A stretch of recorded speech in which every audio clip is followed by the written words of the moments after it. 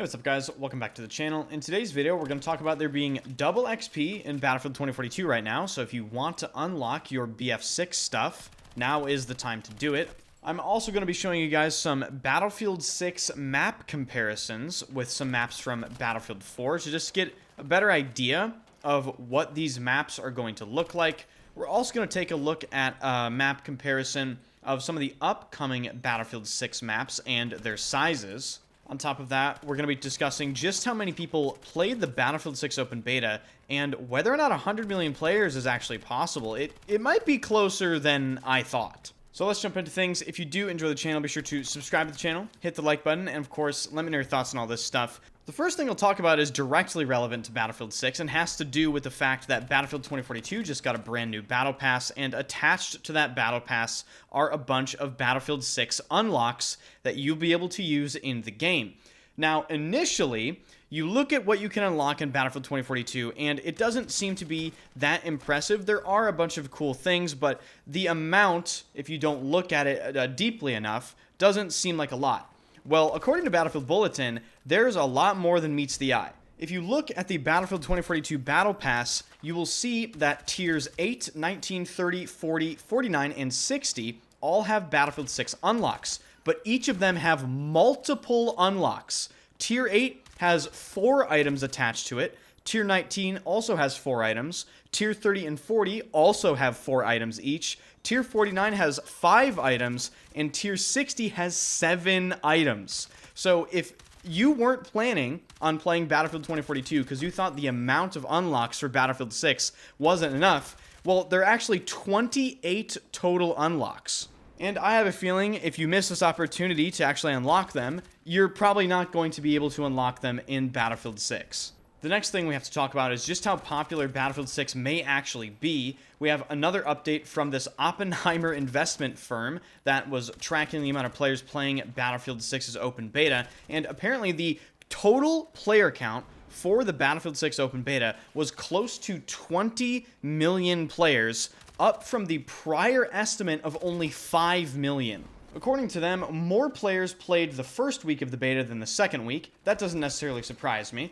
But I have to be honest, the 20 million player figure does surprise me. And you have to just consider, if the beta really did have 20 million unique individuals try it, you have to assume the amount of reach, right? The amount of people that have heard or seen Battlefield 6 is 10, 20, 50 times that. So the 100 million player target over a certain period after launch may not actually be as insane as I initially thought it would be. And I think if they nail the Battle Royale in Battlefield 6, it may actually crush 100 million players. But of course, this all hinges on them delivering, right? I think there are actually plenty of ways they can mess up the Battle Royale experience. That's going to be pretty nerve-wracking.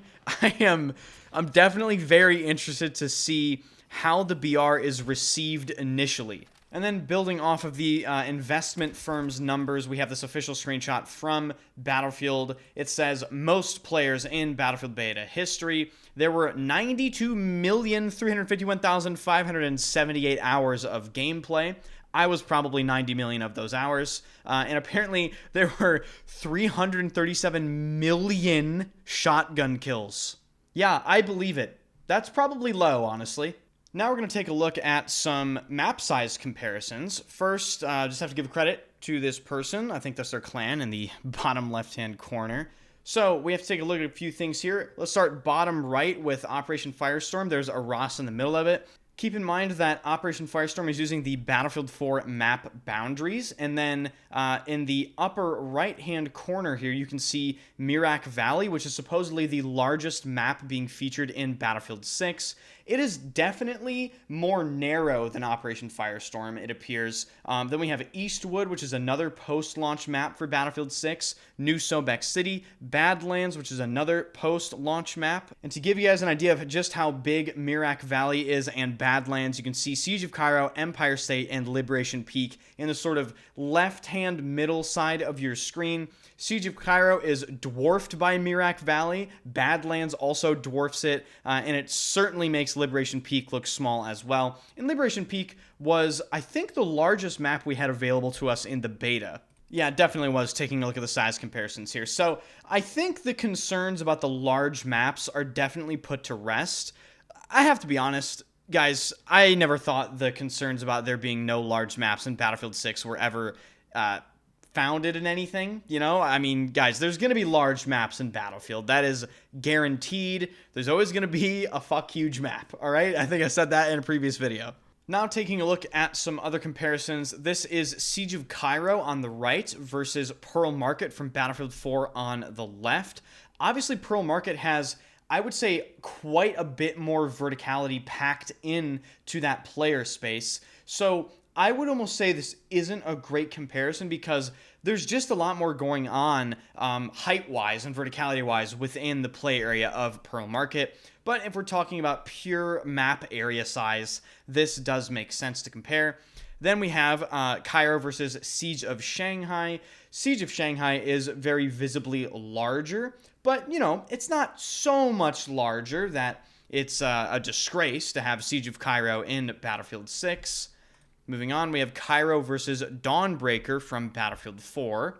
Next, we have Liberation Peak versus Siege of Shanghai, a much closer comparison, almost identical. I would say Liberation Peak is probably just a little bit smaller, and again, a lot less verticality going on within the play area compared to Siege of Shanghai. And finally, we get to see Liberation Peak versus Zavad 311. It actually kind of surprises me that Zavad is larger than Liberation Peak. Maybe it's because I always played in the center area, and I loved playing in that area. I didn't really go to the outskirts flags unless I was flying a helicopter or playing a tank. But it does surprise me that Zavad is larger than Liberation Peak. The last thing I'm going to talk about in this video has to do with Battlefield 2042, and this might make your double XP Battle Pass farming experience a little better, especially on Iwo Jima, which is the new map they just added in the 2042 remaster of it, if we can call it that. The last sector in particular on Iwo Jima Breakthrough has been a topic of conversation because of just how difficult it actually is to capture. Now, I found a way to capture it a little bit easier. However, you're going to have to be okay with being a scumbag because, hey, listen, that sector is a piece of shit, so maybe scumbag tactics are actually what you need to resort to. So what I did is I spawned a stealth helicopter, which is probably the #1 scumbag vehicle in Battlefield 2042, and I kept it alive until the last sector. And because DICE is just extremely good at designing spawn points in this game, the enemy team spawns in a wide open area that is completely outside of the last sector bunker that you have to try to take as attackers. So you can just spawn trap the enemy team that is defending with the stealth helicopter by essentially floating above their spawn.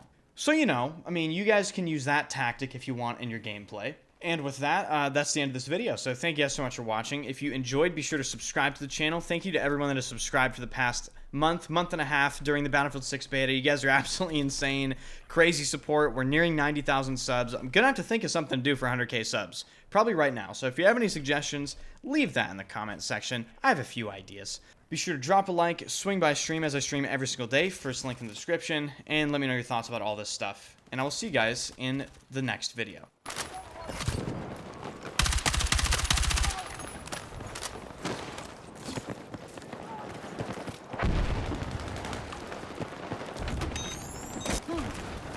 Let's move!